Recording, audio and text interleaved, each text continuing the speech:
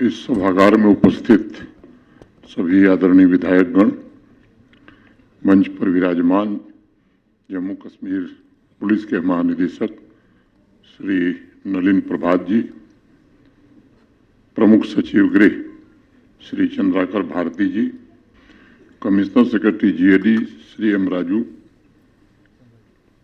जम्मू के मंडलायुक्त श्री रमेश कुमार जी, पुलिस महानिरीक्षक जम्मू श्री भीमसेन टूटी जी,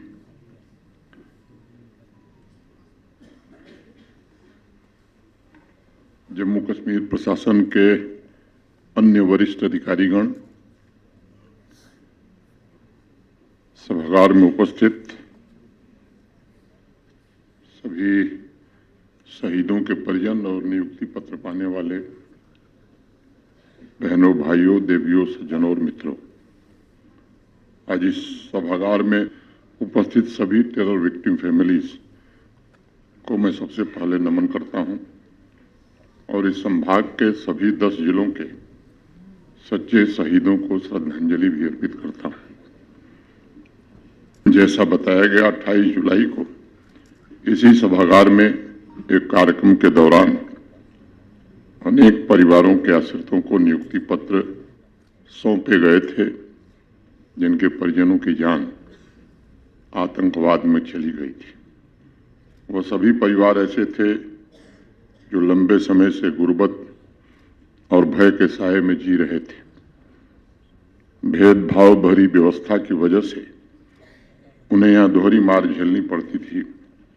एक तरफ तो आतंकवादियों ने उनके घर में अंधेरा किया था और दूसरी तरफ कुछ ऐसी असंवेदनशीलता सरकार और प्रशासन में थी जिसकी वजह से ऐसे लोग हाशिए पर जीने के लिए मजबूर थे।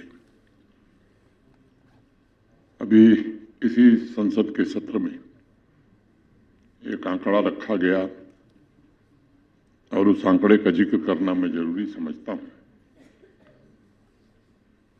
जब से आतंकवाद जम्मू कश्मीर में शुरू हुआ और 2019 तक जम्मू कश्मीर में 41,949 41,949 ये सिविलियंस मारे गए थे। अब इसके पीछे स्वाभाविक रूप से आतंकवाद और अलगाववाद था और उसका इकोसिस्टम था। 28 जून 2005 को कोटरंका रजौरी के रहने वाले धर्म सिंह तथा 4 अन्य व्यक्तियों की आतंकवादियों ने बेरहमी से हत्या कर दी। उनके जाने के पश्चात परिवार को संभालने के लिए पूरी जिम्मेदारी उनके बेटे नसीब सिंह के कंधों पर आ गई थी। 20 वर्षों से यह परिवार घुट-घुट कर बड़ी से बड़ी चुनौतियों का सामना करके जीवन बसर करने के लिए विवश था। आज उनके जीवन से अंधकार के दिन समाप्त हुए हैं। आशा और आकांक्षा के नए युग की शुरुआत हो रही है। जम्मू कश्मीर में अनेक कामों के बीच एक हमारा यह भी संकल्प था कि समाज अतीत के दर्द को मिटाकर कैसे आगे बढ़ सकता है। लगभग हर क्षेत्र में अनेक भविष्योन्मुख काम हुए, लेकिन कुछ जख्म थे जो रह गए थे, जिन्हें भरना बाकी था। इस वर्ष जुलाई में दशकों पुराने दर्द का इलाज शुरू हुआ और सबसे बड़ी बात ये कि जानबूझकर जिन परिवारों को न्याय से वंचित रखा गया था, उन्हें न्याय न देकर के उनके जीवन में बदलाव कोई सकारात्मक न आवे, इसका प्रयत्न किया गया था ताकि वह देश और समाज को आगे बढ़ने में अपना योगदान न दे सके। इसी क्रम में अभी आपके सम्मुख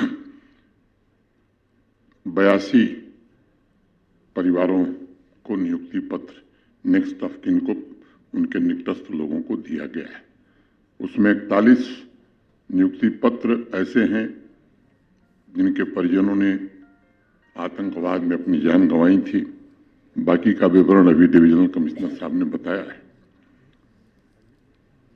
जहां एक तरफ इन सभी परिवारों के जीवन में सकारात्मक बदलाव को देखते हुए हम सबको प्रसन्नता हो रही है, वहीं इस बात की भी पीड़ा हो रही है कि टेरर विक्टिम फैमिलीज के गुनाहगार पाकिस्तानी आतंकवादियों, उनके आकाओं और यहां बैठे उनके चंद सरपरस्तों ने दशकों तक यहां की आवाम को गुमराह करने का काम किया। आज भी उनमें से कुछ ऐसे तत्व हैं जो लोकतांत्रिक मूल्यों और भारतवर्ष के आदर्शों का गलत फायदा उठाकर झूठ और सरासर गलत नैरेटिव चलाने का प्रयत्न करते हैं। उन्हें दशकों तक आतंकवादियों और अलगाववादियों के इकोसिस्टम से कोई दिक्कत नहीं थी, कोई तकलीफ नहीं थी, लेकिन जम्मू कश्मीर में शांति और विकास स्थापित हो, ये देखकर अनेक लोगों को दर्द होता है, तकलीफ होती है। कई बार बड़े जिम्मेदार लोगों के बयानों को पढ़कर मैं तो आश्चर्यचकित हो जाता हूं। आप में से भी अनेक लोग आश्चर्यचकित होते होंगे। अगर इतने परिवर्तन के पश्चात यह सोच है तो पहले हाल क्या रहा होगा।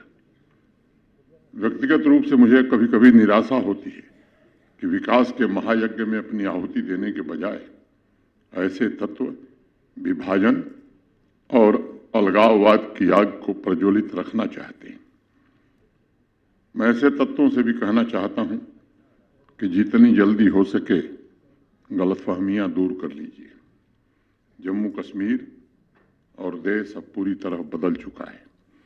अब आतंकवादियों, अलगाववादियों और उनके सरपरस्तों को माला फूल पहनाने के लिए कोई जगह जम्मू कश्मीर में नहीं बची है, बल्कि उन्हें कठोर से कठोर सजा देने की हर संभव कोशिश की जा रही है और ये निरंतर जारी रहेगी।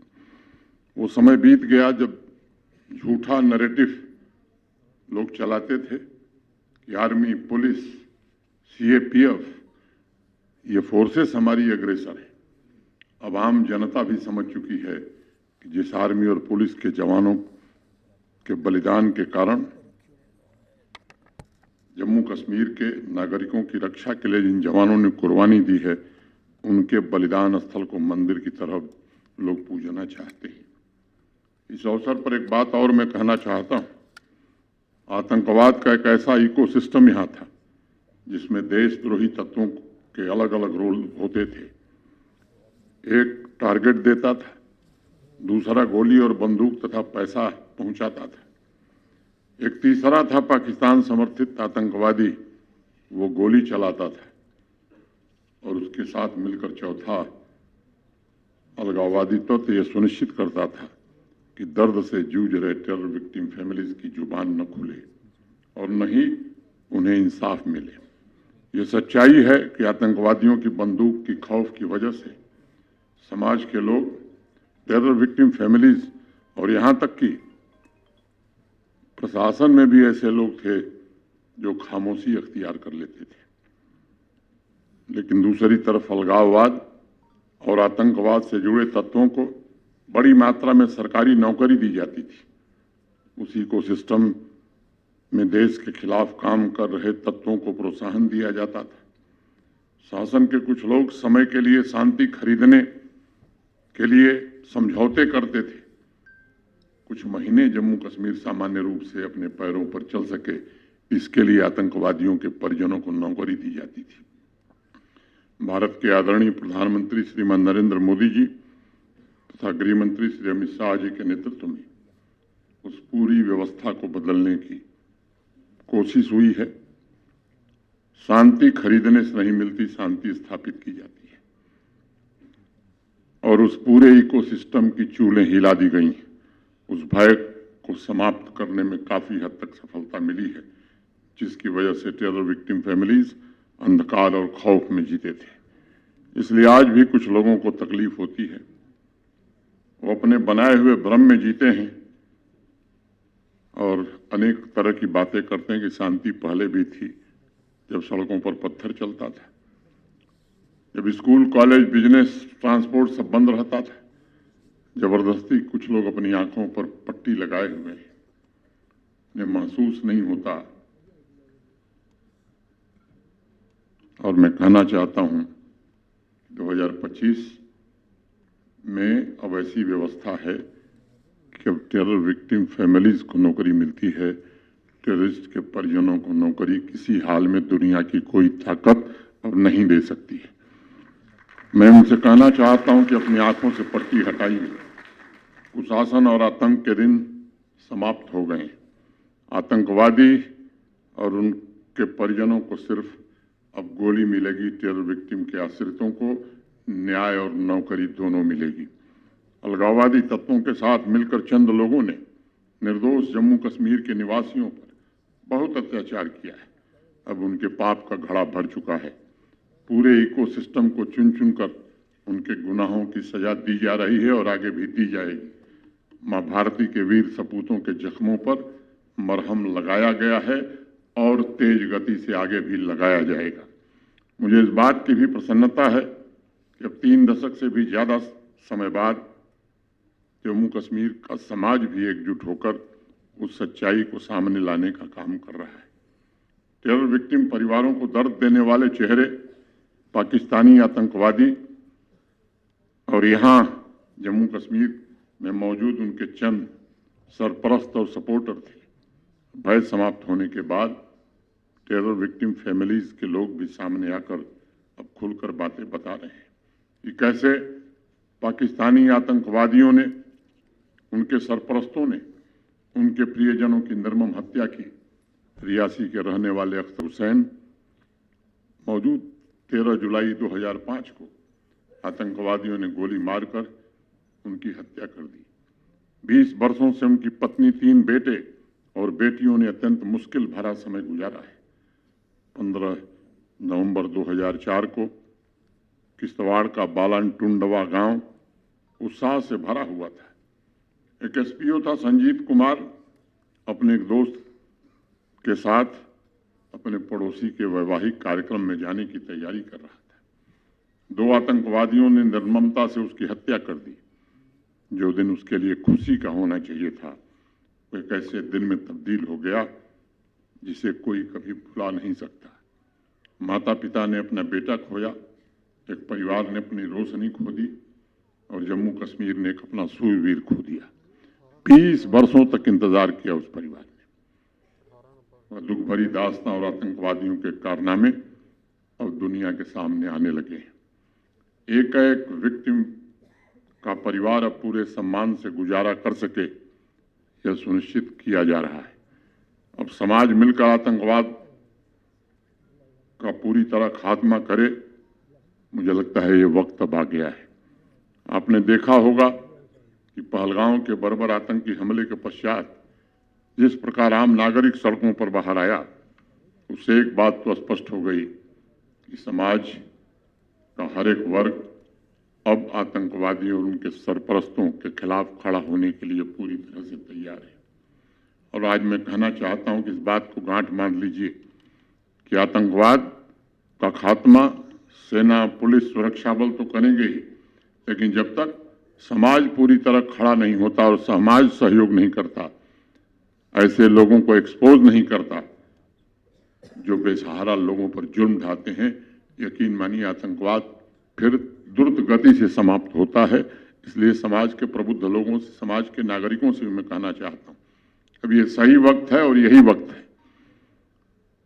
और इस काम को जितनी तेज गति से हम करेंगे, मैं समझता हूं उतनी जल्दी आतंकवाद से पूरी तरह मुक्ति जम्मू कश्मीर को मिलेगी। मैं आपको भरोसा देना चाहता हूं, ऐसे तत्वों से अब डरने की जरूरत नहीं है। देश में अब जो सरकार है वो ऐसे तत्वों को किसी हाल में न प्रश्रय देगी न बर्दाश्त करेगी। समाज के गुनहगारों को कड़ी से कड़ी सजा मिले, ये हर तरह से सुनिश्चित किया जा रहा है। मैं समझता हूं समाज के किसी भी कोने में, किसी भी वर्ग में अगर अन्याय हो रहा है तो उसके खिलाफ आवाज भी उठनी चाहिए और हर हाथ उठना चाहिए। मैं आपको कहना चाहता हूं कि जम्मू कश्मीर पुलिस प्रशासन आपके साथ है।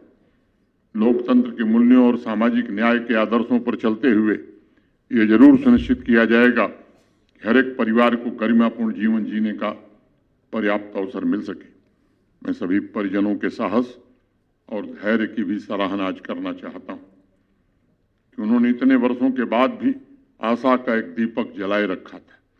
मैं टेरर विक्टिम फैमिलीज को यह आश्वस्त करता हूं कि आपके साथ इंसाफ हो, आपका पूरी तरह से रिहेबिलिटेशन हो और आपके परिवार का राष्ट्र की मुख्य धारा के साथ पूरी तरह से जुड़ाव हो, ये हर हाल में सुनिश्चित किया जाएगा। 13 जुलाई की तारीख ने हमारे संकल्पों को दृढ़ता दी थी। उस दिन पहली बार बारामूला से पूरे जम्मू कश्मीर को एक नया संदेश देने की कोशिश की गई थी कि अब न्याय में देरी नहीं होगी।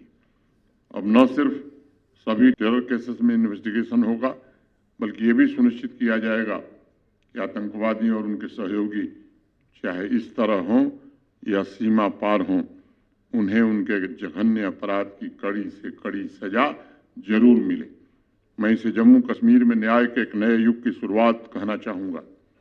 अनमोल जिंदगियां सिर्फ आंकड़ों और सरकारी फाइलों में सिमट कर रह गई थीं और जो परिजन दशकों से सिर्फ वादों के भरोसे जीवन काट रहे थे, उनका इंतजार अब समाप्त हो गया है। उनके रिहेबिलिटेशन के लिए जम्मू कश्मीर